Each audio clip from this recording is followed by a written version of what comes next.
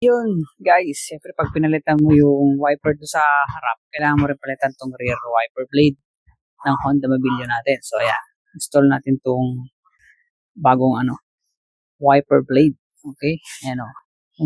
Mapapansin nyo kasi, yeah.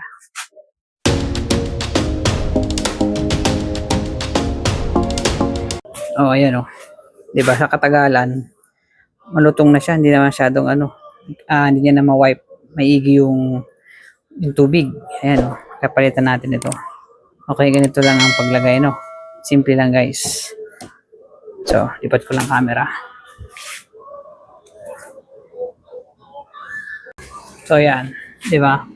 Ito, di ba nakaganyan siya? Ganyan nyo lang, oh. Yan, pihitin nyo lang hanggang ganun, oh. Tapos, diretso nyo na, oh. Di ba? Okay, so may hook siya dito. Dapat ito yung pumapasok dito. Okay? Ganun lang, kasimple. Tignan nyo, oh. Katagalan, oh. Malutong na siya. So, papalitan natin. Oh, pang Honda Mobilio to. Ayan.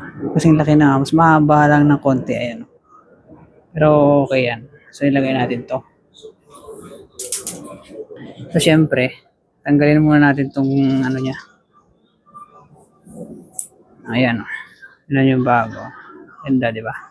Ang paglagay naman niya yan, baka yan tinanggal natin ganyan. Reverse, ganito. Pag ganyan siya. Tapos, kaya punasan muna natin to. Dumi, oh. Ito, igaganyan nyo siya, guys, oh. Ganyan ang paglagay, oh. Kita ba? Ayan, oh. Ganyan. Tapos, iaano nyo to, yung hook na yun. Tatama nyo siya dito. Ayan. Tulak lang. Ganyan. Pag nakapasok na ganun, ikutin nyo lang pabalik. O, ayan, okay na. Di ba? Lagay na siya. O, pwede na ilapat na ganyan. O. Ngayon, try na natin, ano?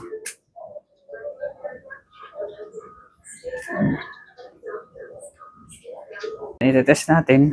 Siyempre, babasahin natin dito. No? Awa. Mula, tapos i-on ko lang.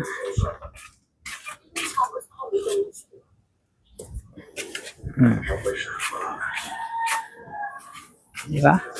Oh. Oh. Di ba? Oh. Galing.